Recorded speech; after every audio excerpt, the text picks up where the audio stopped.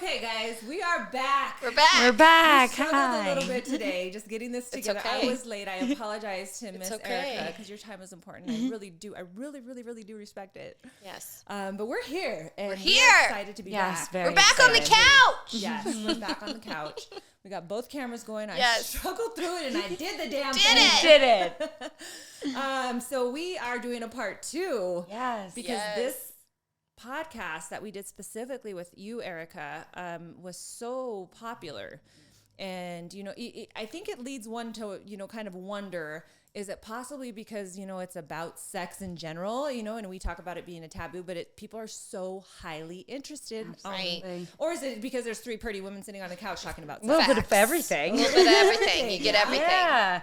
No, but I do think that, you know, as a society, we are taught to not talk about sex and not bring it up. Yep. But it really is part of our everyday life. It's part of our, you know, maybe personality. Yes. And, you know, your sexual identity is really a piece of your identity. Yes. And it is very important to you. So I do think that, you know, people do have a lot to say and a lot to talk about it and are very interested in it because it does connect with us. Yeah. Right. I'm super, super excited to dive into this because we have guest questions for you Yes. this time around. We went and I posted in a couple of different forums. But let me introduce myself. Yes. Introduce yourself. My name is Leah, and I am the host of Between the Sheets. I am a money-making, I'm an action-taking, manifesting queen. Yes. Woo! This is my co-host. WHITNEY period poos. Yeah, It's yeah. nice to be back. And we have Miss Erika. Introduce yourself. Hi, yes, Dr. Erika Cartman. I'm a Yes. licensed clinical social worker. Yes. A master's of education in human sexuality, and my PhD is in human sexuality. So, So even attempt to hit one of the buttons. Not today. I love talking about sex. This makes me Yes. very excited. I love spreading sex positivity, and you know, crushing that taboo. I love Yeah, that. I love that too. And I think this is why it's been so popular of a topic, because it's 2023 and we're reaching a new, I think, progressive era. Yes. That is kind of what's the word for it? Untabooing? What's the word for it? De-tabooing this whole idea. Right. We're growing. We're growing. Well, and it's a different era because I feel like taboo sex, like sex was so taboo when I was young, when you were young. And now I feel like, especially with kids. I have a question about that. Yes. And that's going to play into some of this because you said that, you know, when we were younger, but did you talk about sex with your girlfriends when you were younger? Not until I Really? lost my virginity. Wow. That was my first sex conversation with my friends, is the night I lost my virginity. They Interesting. talked about it, but it wasn't Around, like when you were around, they talked about it just kind of freely. like a little bit, but it wasn't like, it was like more flirting and like first base, second base. It wasn't full-fledged sex conversations. But I mean, it was back in high school. It was like the girls that were with long-term boyfriends, you just assumed, that they were having sex. So I went to those girls after I lost my virginity and was like, I did this, and, you know, is this what you went through? I didn't go to my mom. I didn't go to an adult. I went to my friends. Yeah. Well, I just figured if you're not talking about, like, if you're, as adults, I guess I should say now, if you're not talking about it with your girlfriends around wine or drinking wine, then you're probably listening to a podcast about it or listening to some type of, you know, program on it. People are highly interested in it. Yes. But it's almost like hidden. It's almost like this dirty. I'm going to let you guys in on a little secret here, okay? I was watching the show on Netflix. Whitney introduced me to another naughty show. I love this show. Pause Can for I the guess? cause. Do you? Sex life? Yes. Yes. Do you like the Yes, show? I do. Okay. So I totally was, you know, part 1. I watched it. I was like, you have to watch this show now. Season 2 was kind of meh. But season 1, I was like, Yeah. serious. It reminded me of Basic Instinct. That in my day, Basic Instinct was the movie that you were like, oh my God, did they just put that out? Yes. Like, did they really just put that out for people to see? Like, Yeah. that was the movie. Basic Instinct. Yes. Sharon Stone. Yep. The whole uncross Yep. the legs, Legs, cross cross legs. legs. Yep. Yep. You know? The sex scenes in there. But, like, low-key, I was like, in my room, like, I better, like, I'm like I watching can't it, like, you know, gosh, it what if around. somebody, like, my kids walk in and there's a sex scene going on, and you know what I mean? Like, it's just this kind of, like, quiet thing. I just, you know, what am I going to do? Like, if my kid walks in, like, oh, hey. Well, and I've got a funny story for you because you guys remember when my first introduction to porn was late night Showtime. Okay. Like, you know how cable used to put like Yes. the soft porn on late night? Yep. That was my first introduction to porn. And then I always bring my girlfriends over when I was married during the holidays, and I would we'd bake cookies and bake and like have like a kids' day, and it went into the evening, and my TV in my kitchen was still on, and turned on to one of those porns while all the kids was in the kitchen. I was like, oh shit, this is uncomfortable. Well, I guess it's uncomfortable. And in today's day and age too, if there's something on your phone that pops up, right? you're like, oh my god, like, you know what I mean? Well, there's so much access. It's around. You know, I'll tell you another funny story. Just the other day, we were trying to get the fight for it was just the recent fight that was on. And I must have hit a malware on my phone. Like, promise. Like, I would tell you guys if I was like, I was in front of people, like, and I got some malware. And it literally went into a porn site. No. And it like popped up, and I'm like, oh my god, like they're gonna think that, like, but it was a malware, you know, like it's embarrassing. Some of these things are embarrassing, but that's another reason of like, why are we embarrassed? And I was just gonna say, like, we can also normalize it, that it doesn't have to be embarrassing. Right. Yes, at certain times, you know, at a PTA meeting, you don't want it to like pop up.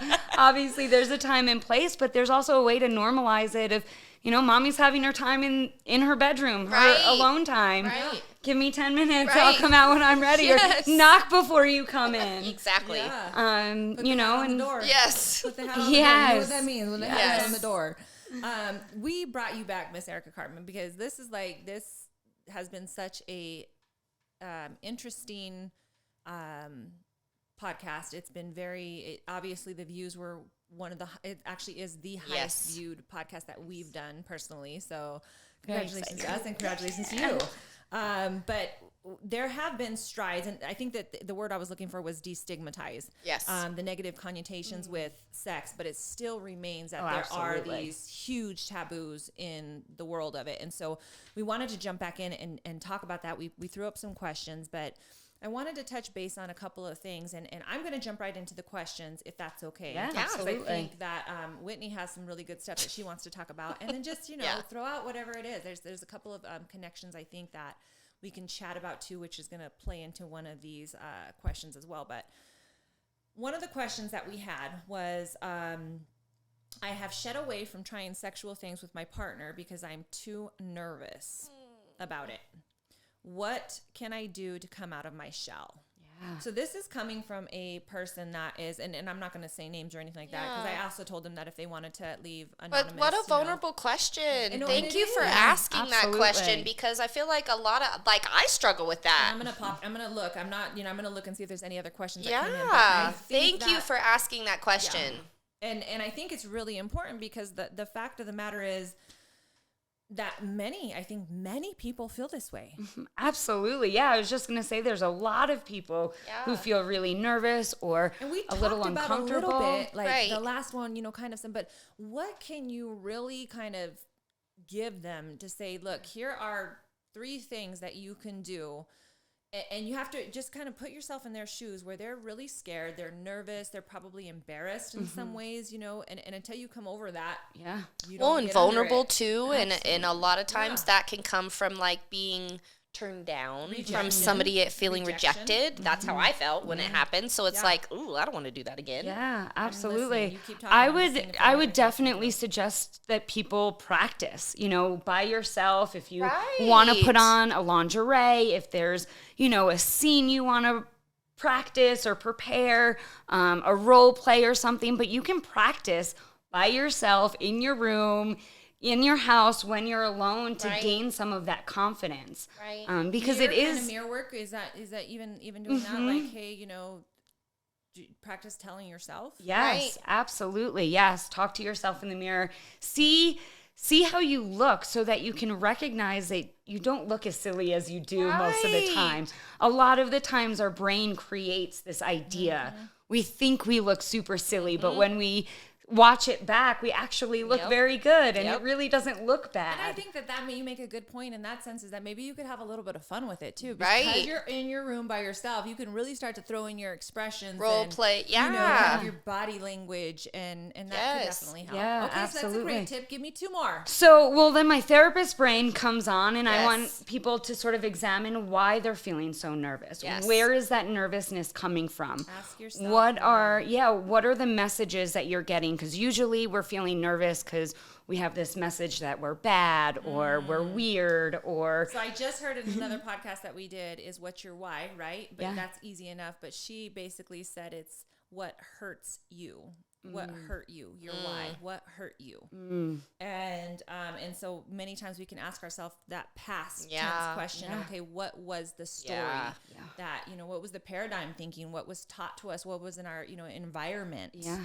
I love that. Keep Absolutely, going. yeah. So once you kind of have some of those answers, you can also sit with and say, okay, is this something that still sits with me? Right. Do I place value on this shame? Right. Do I place value on this nervousness or feeling uncomfortable around sexuality? Right. Or can I sit back and say, no, logically, I want to be open to all of these things. Logically, I think sex is a beautiful thing. And would I be a happier person if I actually allowed myself the freedom to express myself the way that I wanted to? Exactly. And if you can answer yes to that question, that should be your why. Game changing. That should be game changing, because if you really start to ask yourself, and it sounds maybe selfish, right? But if I ask myself at the end of the day, will this make me happy? Right. You know, will this satisfy me in some way? Yeah. Will this make me happy? Then why am I not doing it? You know, thinking about that risk and reward. You know, what is that risk of sitting in nervousness and working through it versus that reward of having an intimate experience with your partner and being sexually active in a way that feels good for you. So sitting with that risk and reward and working risk through and that. Reward. I love that as a part too. Okay, give me one more. I'm pushing you. Ooh, okay. So one more, and I feel like we talked about it in the first one, but having that conversation with that partner. Yes. And not where you're in the bedroom and clothes are off and you're in the middle of having sex. I would really sit down with my partner again. Let's role play, you and I. All right, let's do it. All right. Ooh, yes. Okay, on the bed, and you're the one that's nervous, so you have to be nervous. Okay. You have to be nervous, and you have to be thinking that you're very scared. Maybe, okay, let me, and I'm not going to say that this is what happened to this woman or anything. Let's just say that you grow up in a very conservative household, never talked about sex, never talked about your first instance of sex was through a friend, a girlfriend, you know, something popped up. So, and you're, you know, you're older now, you're wiser now, but you are unsatisfied in the bedroom, let's just say, and you want to let your husband know that you have some things. All right. Hey, honey. Hey, Lee. So I wanted to talk to you about something. I'm feeling a little nervous. I'm feeling a little scared. I'm worried that you're going to react really bad. Just spit it out. So it makes me a little uncomfortable, but I really want to talk about our sexual experiences. Oh, am I not doing something for you? Am I not good enough? I actually would like to talk about ways that, you know, I love it, and I think that it is really good. I think there are some things that I would also love to add, or I think that we could try some things. Well, what are you thinking about? I'm really nervous that you're going to react kind of weird or be upset about it. Or is this okay? Are you okay talking about this? Heck yeah, it's okay. Come on, bring it on. Okay, so that's... I love how you communicated, like...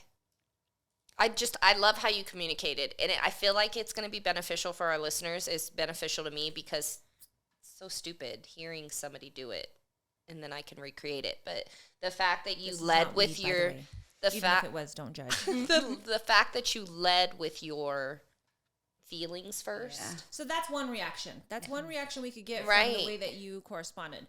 Let me give you another one. Yeah. Okay. And so I was being a little playful and stuff like that. So let me give you, now maybe the husband is super conservative. Okay. Okay. So I'm the husband that's super conservative.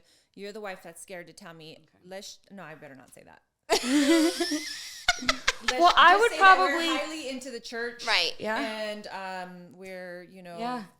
So I may even, I'd suggest maybe even bringing that up and, hey, this goes, we've been taught a lot of our values, things around sex, and I feel like what I'm thinking I want to do really challenges that, and it's uncomfortable for me, but I really want to talk about it and I want to explore it. But again, I'm also feeling a lot of shame or feeling weird about it because of the messages that we've gotten from the church. I love that instead of like thinking it in your brain, like, ooh, this is weird, he's gonna think this, you're putting it out there. Yeah. Well, immediately. Let me ask in both. Let me kind of play the devil's advocate here. What if the husband does act strangely? Yeah. That's a very good question, and it is challenging because you do have to recognize other people's boundaries. Mm-hmm. And so Girl, that person, that one. That person may have a boundary that it is really uncomfortable, or because of their own reasons, Yes. because of their own trauma. Yep. Maybe it's not trauma, maybe it's just personal beliefs. Yeah. So even when I was practicing, I even checked in with you. Is this okay for us to keep talking about it? That's boundary checking. Yes. Or am I still within your boundaries? Yes. Does it still feel comfortable? Really figuring out what those boundaries are. And if your partner shuts down or, walks away and shows that their boundary has been put up, we do have to respect that, because then we need to come and see you. Yes. Yeah, exactly. That's the reason why sexual therapy exists, correct? Yeah. I mean, one of the reasons. There's many different forms, Absolutely. but one of the reasons is for couples to be able to be in a safe place where somebody can kind of mediate the conversation and help the others to get out kind of what they want to say. Well, because that could be so disheartening. Like you're expressing yourself to your married partner, and they're giving you this hard boundary, and you're just like, damn, well, what do I do now? Yeah. So to kind of sum that up, that was role play in the mirror or in your bedroom by yourself. Yep. That was number 2 was think about the messages. Yes, reward. How did Risk you and say it? reward. Risk and reward is the way that you said it. So think about the risk in it. Does it outweigh the reward, or and vice versa? Does the reward outweigh the risk? And that's what we're hoping for, is that the reward definitely outweighs any risk that you may perceive that's there. And then number 3 was just having a conversation outside of the bedroom, one-on-one, and just kind of opening up, and being vulnerable and being open. Yeah. Love it. All right, I have another question for you. I am a Christian, and there's a lot of sexual fetishes I have, but my church makes sex seem so sinful. What advice can you give me? That's a really great question. And I think we talked a little bit about it in the last question, in terms of thinking about your values, thinking about the messages that you received and where they sit with you today.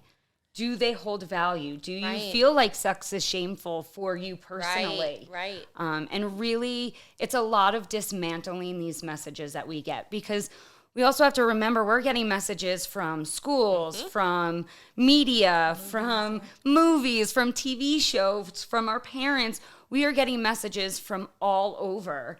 And definitely that church message can be very strong around sex and sexuality. So it is a lot of dismantling that. Right. Yes. Well, and I'm not, I'm sorry. Go ahead. I'm not a sex expert, but guys, come on. Like, this is one of those things where I'm like, we all had to come here. Right? We all had to come to earth from sex. Yeah. Like, let's get real for a second. Like, sex is important. I think in this question, from God what I'm gathering, I feel like he wants us to have pleasure the Yes. right way. Well, and that's I think where it's who's to say what's the right way and what's Right. not, because everybody has their, and so we know, you know what I mean, at our own boundaries. Right. And I think everybody's boundaries have to be set and specific first. I think with this gal in the question, she's saying sexual fetishes, which means to me that there's a little bit more than just your stationary type, sex.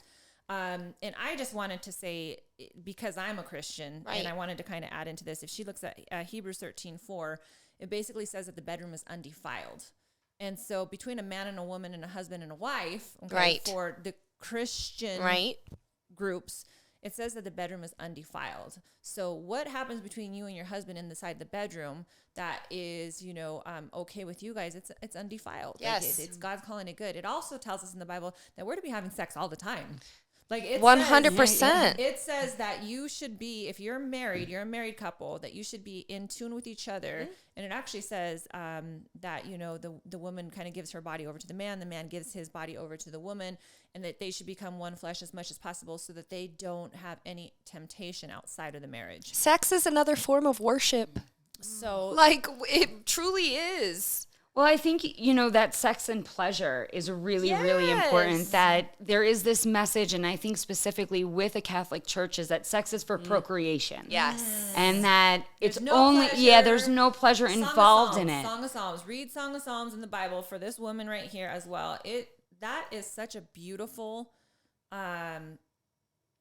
the man is speaking to the woman, and the way that he speaks to her, he talks about her legs opening and the gates of this water opening up, and the way he explains it is very sexual, right? And it's very intimate, and it's very basically pleasurable. He's talking about pleasure with this woman, and so if that is the case, then I would say go back to Song of Songs, which probably the Catholic Church threw out. sorry, just playing, just kidding. But I do think it is important to remember that sex can be and is about pleasure, and pleasure looks different for everyone. And there's no right way to experience pleasure. There's no wrong way to experience pleasure. And so if something is pleasurable for you, enjoy that pleasure. Yes. You deserve pleasure. And I'm going to just add to that one more time too, is that also in the word for this girl, it says everything, basically there's a scripture that says that everything is acceptable, but not everything is beneficial. So it will tell us to work out our own salvation, you know, amongst each other. One man eats meat, the other man doesn't. So what you feel good with should be what you feel good with. And don't allow other people's convictions of what they feel be a burden to you, because we each have our own convictions and really, I'm saying the word boundaries. Again, we each have our own things that we have to deal with internally. And if you feel okay with it, he says, to the man that eats meat, he's blessed. To the man that doesn't, he's blessed. Finito. To each their own. Yeah. Okay. And then there was one more question. I'm going to have to pull this one up online because I don't think that I got time to write this one down. And it was more about, here we go right here. Oh, maybe there's a few questions that came up. That's good. All right. So, one gentleman said this is such an important topic. Yeah. So that was really, really cool. And then this gal said, I'd love to hear her thoughts on sex ed for kids of various ages. Absolutely. Oh, I love sex ed. I am a big advocate for sex ed. Sex ed starts immediately, essentially.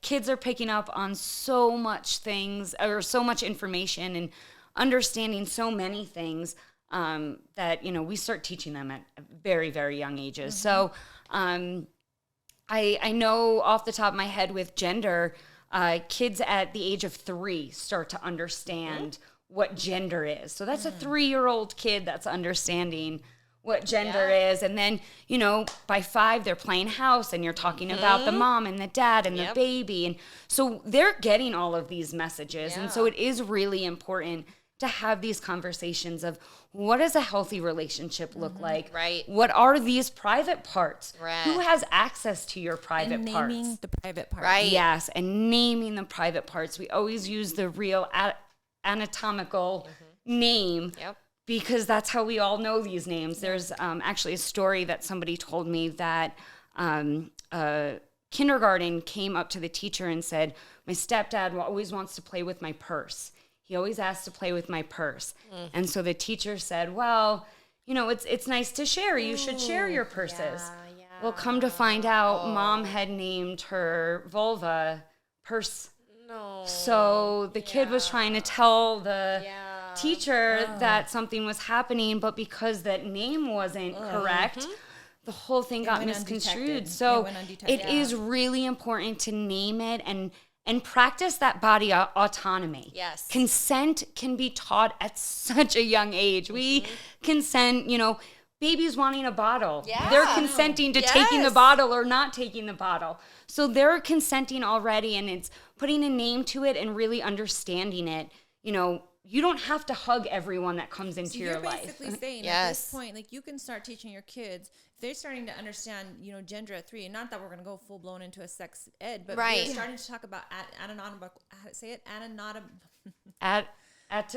going to mess you up. No, the anatomy of the body. Yes, All anatomy. the body parts Right. and naming them. From the early age, and talking about consent as well. Like this is, no, we don't consent. This is, if mommy and dad need to clean this area or this, but Right. nobody else gets to do anything. Naming, and I want to I want to stay on that for just a second, because we just did. We're doing a project called From Tragedy to Triumph. Yep. And we took about 10 individual women that had been sexually abused in their lifetime, and we're doing a portrait imagery. I can say this now because this is not going to come out for a couple weeks. So, because we're not we have posted about it, but we haven't shed We've been quiet any, about it. Kind of light on it. But 10 different individual women that we did basically art with portraiture, and I asked them to show me with their body what that trauma looked like. And I wanted to document it. Wow. And some of these women had stories that storylines that they brought in, and Whitney's was really, really powerful, and I'll save hers for later. But some of these women brought in, they wear like a onesie and crawled on the floor and just, and wanted to have a hand over their face. Yeah. Some of them wore dirty sheets with names on them, because it was just really displaying. But the talk of the women, a lot of what I heard was that so much of it went undetected. Because it wasn't named properly, or even the police station or the people that, would say, they would not even say the body parts, which isn't that don't they have to do that? Or do they not? I don't know in terms of the legal law, but I would definitely go into all of the police stations and tell them that they should name it. When it I is really sat important. with social services, they handed me a doll and said, show me on this doll where this person touched you. Which I think depending on the age, that is something that they still do. And I would say that for me that would work, because you could actually literally say here, here, you know what I mean? But if they say, if somebody's also communicating with me, if I remember I told you guys about the bird, right? If hey, did he touch your bird? Right. I don't have a bird. Right. What is that? Of course, what I'm saying is that I could see how that would go undetected. And that was the majority of the room said a lot of this went undetected because it wasn't spoken about. But some of it came from the people that were interviewing them. Yeah, that's upsetting. Yeah. I mean, there are so many systems that need education around this and, better practices. Absolutely. Right. For sure. So how do we duplicate Erika?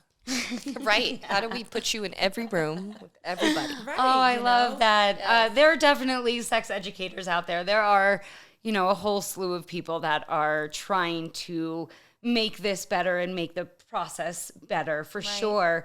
But it takes time, like anything. It takes a lot of time. It takes understanding and a lot of education.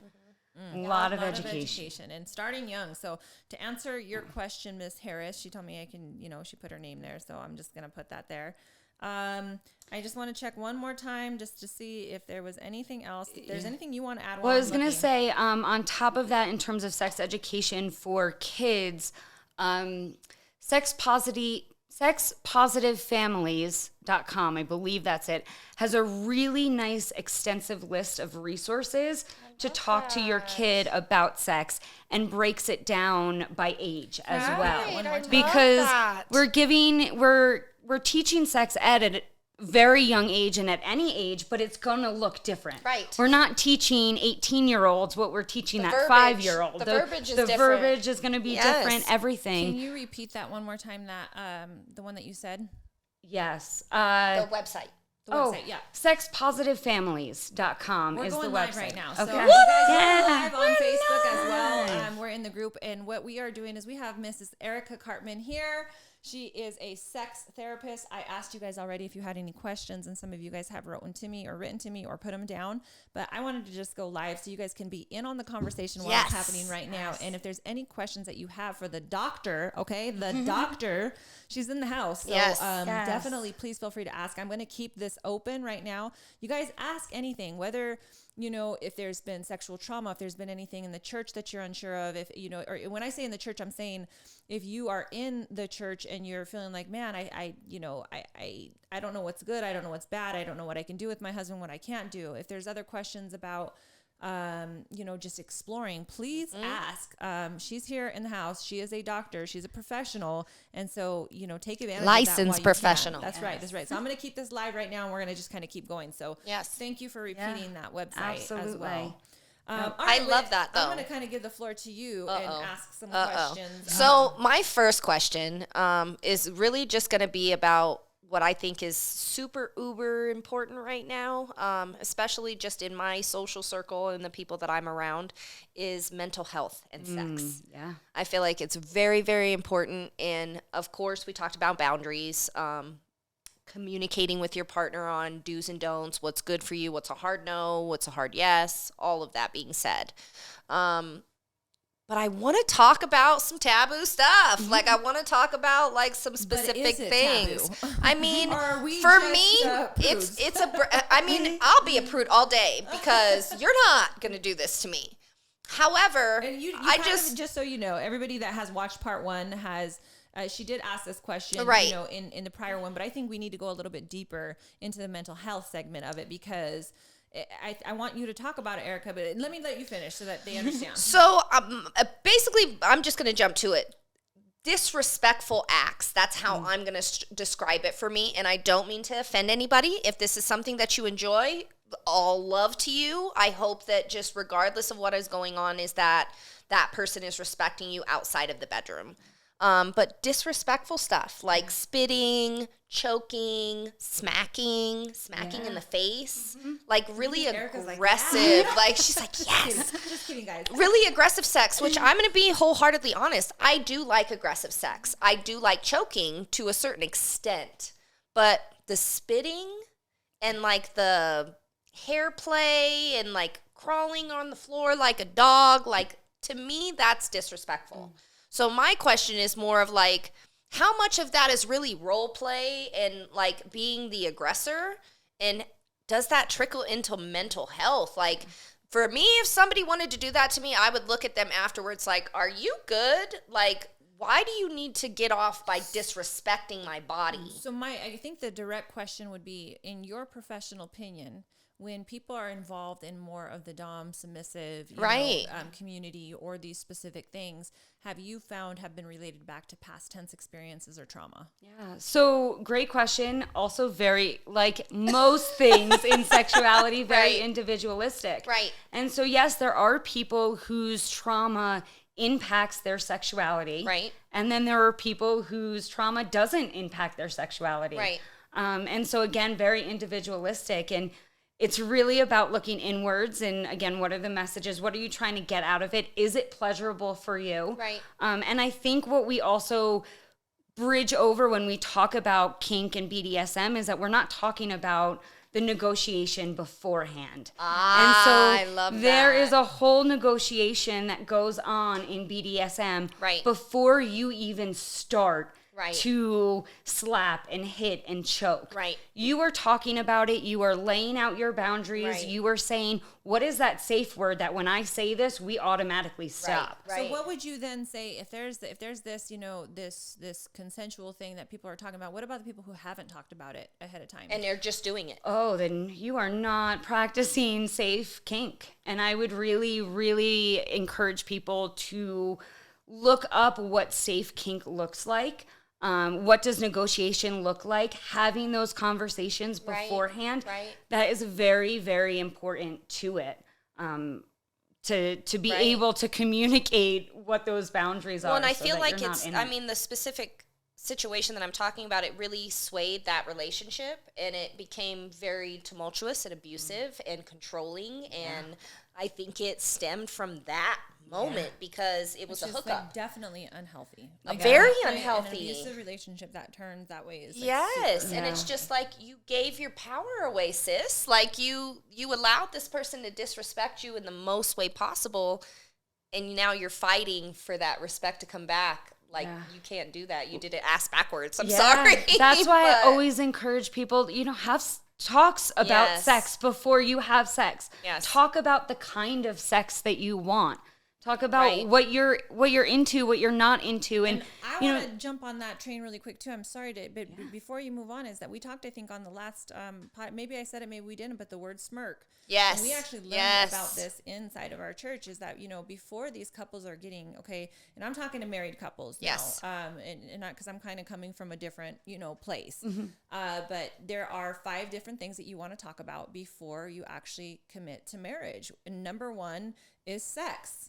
What are the do's? What are the don'ts? Are we waiting? Are we virgins? Are we, what do we like? What do we not like? Because you would hate to get into a marriage and you are, 2 years in and you're like, hey, I want to be tied up. And your husband's looking at you like, what the hell is wrong with you? Yeah, exactly. And it's money. It's religion. It's intangibles. Just basically that you're like, hey, this is a good yes or no. This is... and kids, right? Yeah. So, and I said it all backwards. So sex, money, intangibles, religion, or did I? No, I did. No, you said it right. Yeah. You got it. So the word smirk is something that I highly recommend that people that are maybe not, fully, and even if you're dating and you want to, that's the time that you are supposed to talk about this. Yes. It's before marriage. That's what I'm trying to say is actually this is before marriage. If you're dating, talk about these 5 key things ahead of time. They're important. Yeah. They're super important. What if my, and just going off, what if my money management is, way better than yours and you're, in debt and you love to spend and I love to save and that's going to be a problem in the marriage. Yes. What are some of the highest divorce rates are, money, unfaithfulness, which can come into, did we not have a conversation? Like who knows how much of this stuff could have been prevented. Right. If there was a conversation had. Just having a conversation. Yeah.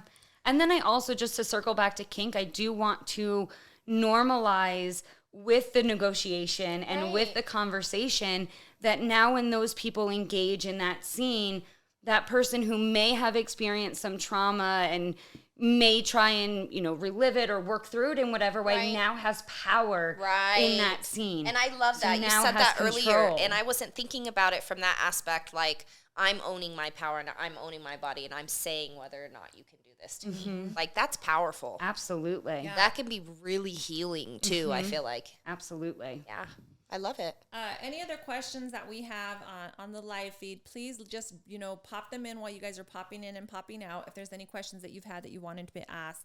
I know that a big question, which we talked about, and I am seeing it come up, and a big question is again about the women's libido and just their sex drive and, that it's very low. And we kind of chatted about that. I would ask you again then to give me 3 specific things for that maybe a woman can do. I mean, there's no medicine for women yet. No. There is Viagra for men, to help them get erection or to stay erected, I should say. Right. Maybe it's both. I don't know. But for women, there's nothing. Yeah. So the first thing is creating that context.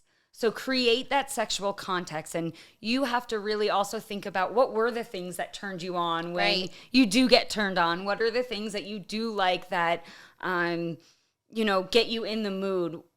Thinking about, they use the terms accelerators and breaks. So what are those things that stop you, whether it be, the kitchen's a mess, or I have to do laundry, I got all this list in my head, or the breaks. Right. And then I want you to also think about the accelerators, or what are the things that get you going. You, again, might be able to have a conversation with your partner of, hey, these are my breaks. If some of these things help, get done, or I'm not thinking about them, I'm going to be way more in the mood and way more ready to go because my mindset. That I think plays into the 5 love languages. Absolutely. Because my love language is acts of service. And so when somebody does, I'm not saying when somebody does, I'm turned on to everybody. I'm saying for my husband, you guys.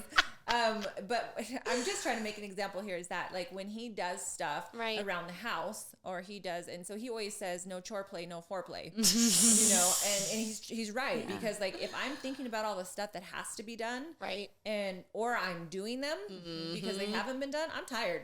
I want to go to bed at the end of the day. Yeah. Because you're talking to yourself while you're doing them too, right? You're like, I'm just sick of this shit. Nobody's doing shit. Don't touch me. By the time you're finished, you've talked yourself into a frenzy, and you want to be left alone. Yeah. I also want to normalize scheduling sex. that, you know, for some Which is people, crazy, like trying to... but I want to normalize it. It's like, hey, we're going to have sex at this time, at this date. It takes the romance out of it a little like bit, right? Depending, again, individualistic, because there are some people that are like, if I know that I'm having sex, I can get in the mindset, I can get myself prepared, I can get myself ready and excited for it. And then there are some people that, you know, feel like it takes away the romance. It's 5 o'clock. I better go get ready. So 5 o'clock somewhere. It's 5 o'clock somewhere. So I think there's a way to play around with it in what works best for you and for your relationship. Right. Mm-hmm. You know, maybe it's we're planning a date night and we're going to plan to have sex before we go to the restaurant. Oh, that way when we get back and we're full and tired and don't want to do it. Smart. My gosh. We've already had sex. That's a thing. When I was married, we would talk like, I'm going to have a great time when we get home. Yeah. And then we'd go to the melting pot or we'd go somewhere and eat this big ass meal and get in the bed and I'd be like, done. So another thing I definitely tell couples, have sex before you go out. Yeah, I love that. Do it before you get out. Get it, you know, get it out of the way. Yes. Because you're both looking forward to it. And so, you know, enjoy it and then you can enjoy the rest of your evening without, I love that tip. Oh no, what time are we going to get home? Are we going to have enough time to do it? All that kind of stuff. Mm-hmm. I love that. One more. So, one more. Wait, I lost my train of thought. Just tips on how to get low libido. Right. Low libido, okay. Mm-hmm. Context, we've got the Accelerators Breaks. Yep. Scheduling. Yep. I also would really encourage lube. And I know that lube's not going to create your libido. Right. But if you have lube with you, you may be able to get in the mood way quicker. And I want to say one thing, like, destigmatize lube.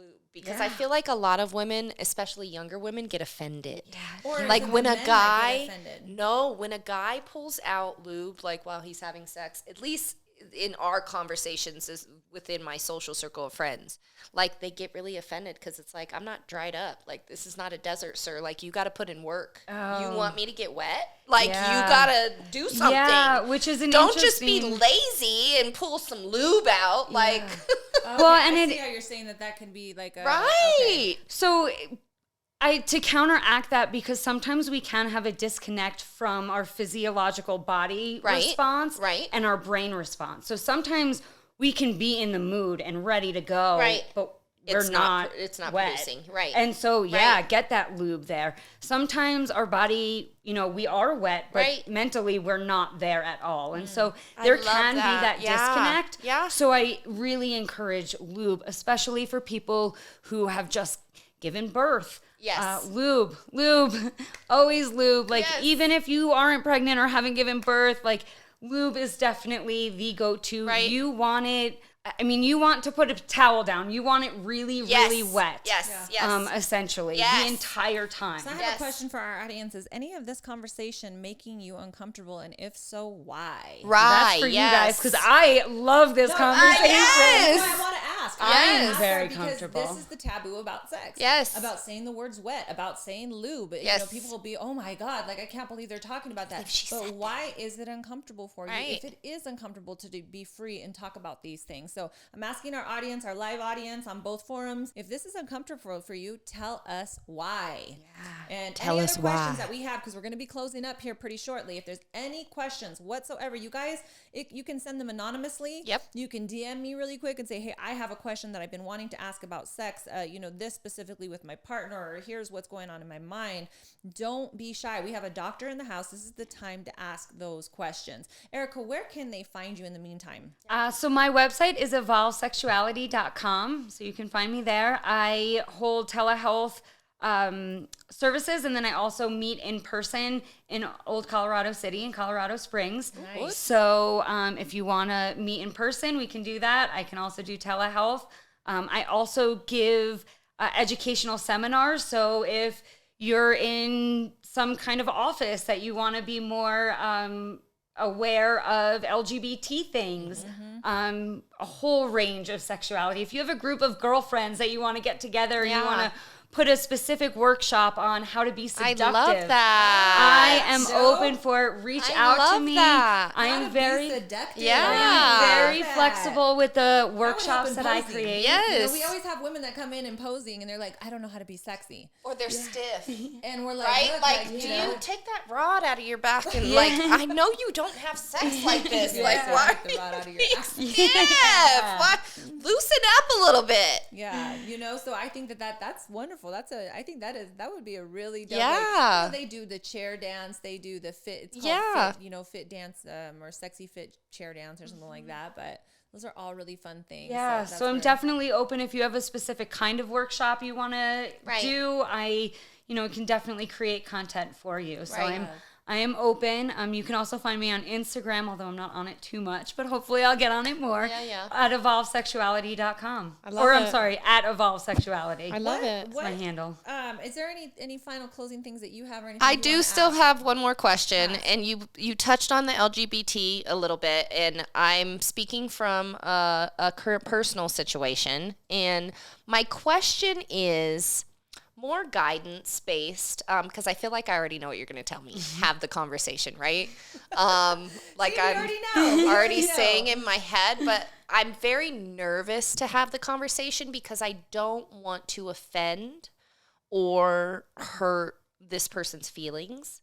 But I was dealing with somebody that I was sexually active with, and I really, really, and I mean this with the kindest love in my heart, like I really, truly, genuinely think he's gay. I really do. And there's nothing wrong with that, if that's what you are. Or maybe he's bisexual. I don't know. But because of the behavior traits and other things, I've decided to, separate from that situation. And that person is really asking, why is it ended? Why is it this way? Why is it that way? And I don't but really. I'm going to give you the background context too. I don't she really. broke up with him via text. Oh, okay. I'm going to put it all out there. She broke up with him via text, did not have a conversation. Yeah. Or gave them a reason why. And I told her I did think that was at least important, to kind of touch base.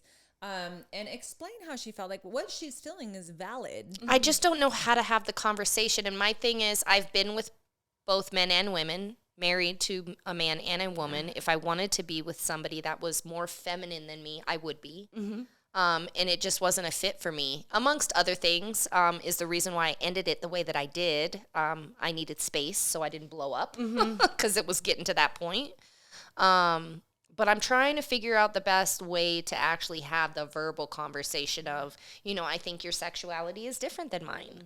I think that and how does she have that? I mean, she's assuming. Yeah. She's assuming. Yeah, that was my thought, is that you are assuming his sexuality. And so I don't know how important it is for you to label his sexuality as it is important for you to understand your sexuality and what you're looking for. Okay. And that's where I would go. And I would say, the connection doesn't feel as strong as I would like it, or I'm not feeling this as much as I want to, or, bring it back to what you're feeling. Because regardless of his sexuality, I mean, I know and that's my concern is I don't want to damage or press on that. Yeah. Like I want that person to be whoever they want to be, but it's not a fit for me. Yeah. And so make it about why it's not a fit for you, and not necessarily, because of X, Y, and Z, but, because there are things. How does she be authentic to herself and the feelings that she's having without pushing it on him?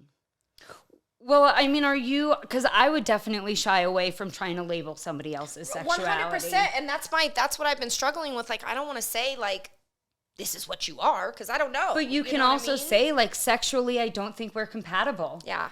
I'm not feeling, that sexual intimacy that I'm craving. And if he continues to say why?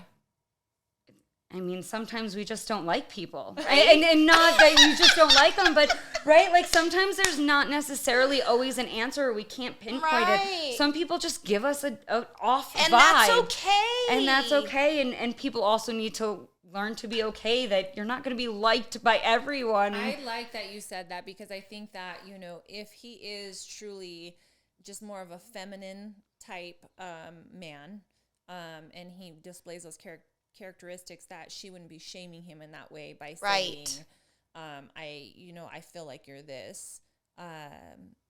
And I like the way that you're kind of giving her the authority to take it back to her. Like, this just doesn't work for me. Our sexual compatibility just hasn't been working for me. There's just been some things that, you know, I have been thinking about personally and just don't think we're a good fit for each other. Yeah. Thank you. Yeah, Thank absolutely. you. Yeah, of course. Thank you. All right, guys, it looks like we don't have any other questions. I'm going to give you guys just a few more seconds here. A few more any questions that you have. Hurry up. Erica, anything you want to add into, you know, just talking about sex in general, like just the, you know, how you are destigmatizing this, how you are, you know, where are you working? What are you doing? Yeah. So like I said before, I'm into Evolve Sexuality. So I have my own private practice where I do all those different workshops, and I work with couples and individuals as well. I also am still part of a nonprofit that's located in Delaware, and I work with survivors of sexual trauma. I love that. So I do clinical work there as well. And I've been with them for 7 years now, and I'm still there. I have a question while you're saying that. Is there any type of certification I'm asking personally that I can get? Because we see so many women inside the suite that have sexual trauma. And somebody had recommended to me that maybe I should think about getting some type of certification, not an actual master's or bachelor's or anything like that. Absolutely. Some type of certification that I might be able to not give them therapy, but just but it is therapy. More informed. Yeah, no, there's absolutely trauma-informed certificates out there. I would definitely encourage you to go through that, because it's going to get you more informed with the language that you use. I mean, even consenting, touching them. Is it okay if I move your hand here? Or I am going to touch you here. Is that okay? Which I do anyhow.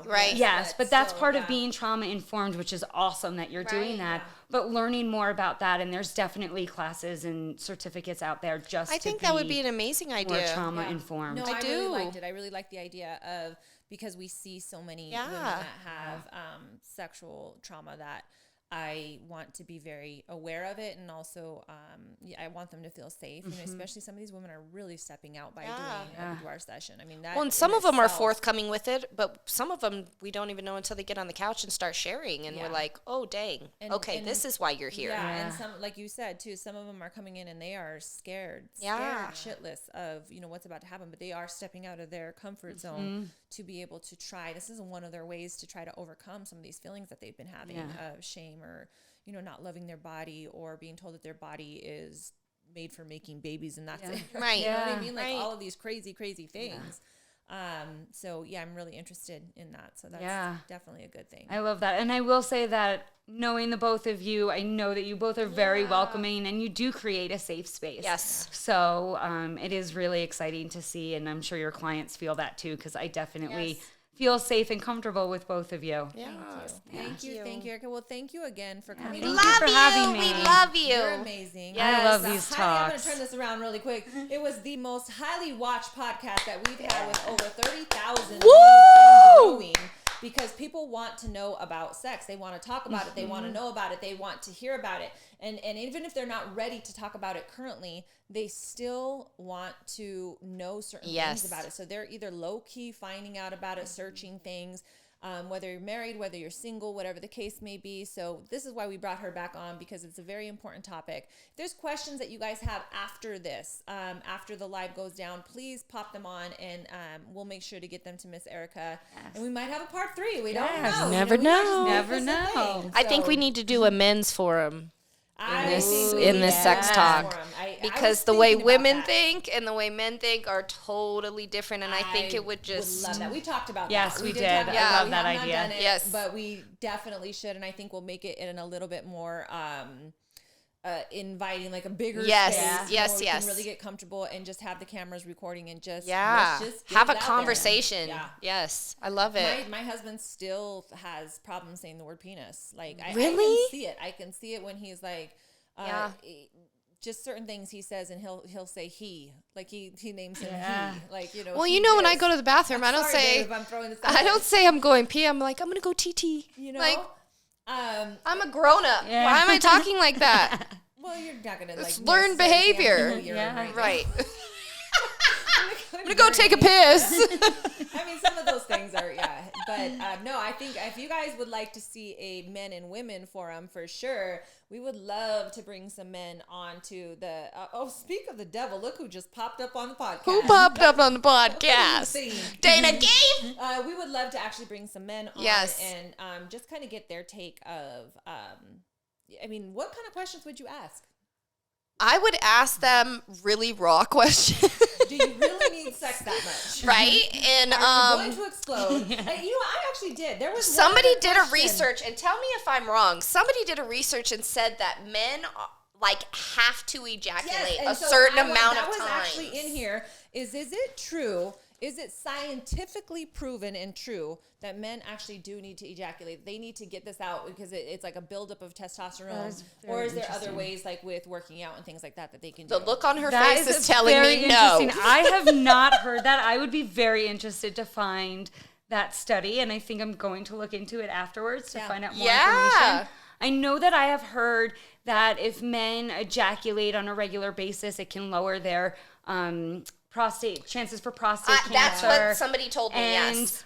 You know, and I would also kind of, and I don't know if it's proven, but I would say that with, you know, also mental health, when you ejaculate and you have, you know, that orgasm, you're getting a release of endorphins and that feel good feeling. And so there probably is, you know, something connected to that. But in terms of that specific research, I have not heard that. They used it in a term like, well, you're supposed to do this you're supposed to do it this many times a week for me, so you're not doing it enough. It's going to make me healthier. And I'm like, Angelica, I call bullshit. Karina, Amanda, anybody that's still watching, you guys have any questions? Let us know. That was so funny. We were just talking about the men forum, and then so Dana used to be one of our co-hosts on Between the Sheets. Yeah. So he just popped up in the forum. That was really funny that he popped up right then. So. But no, I would ask men some logical questions like, how often do you feel like you need sex? I called everybody out, and then everybody disappeared out of the forum. You guys are haters. No, they're like, oh shit, they see I'm watching. Let me get out of here. You guys, it's okay. We're talking all things sex, and it's completely okay. It's okay to watch. Yes. Nobody's gonna have questions, and you don't want to ask, or you're too shy to ask, or it's okay just to watch. Good Lord, that was funny. It was like bleep, bleep, bleep, gone. Anyhow, well, we've had a wonderful time with you. Thank you again. Yes, we will definitely schedule a men's forum where we can just sit around and talk, have a conversation, really good conversation. And ask women. You can ask the questions you've always wanted to ask. Yes. Men. You can always ask the questions to the women that you've always wanted to ask, and be real, raw, and authentic. I love it. You guys, that's it for us. Until next time, we hope that you guys are tuning in. Please give us a like, subscribe. You can find Erika. We'll make sure to put those in all of the comments where you can find her. And until next time. Peace. Love y'all. Okay. Cool. Can you hear it? I can't hear it. Okay. Really? I'm just grooving away with you right here. I can hear it. hear it. Yeah. Okay. Well, I can. So tell me when it's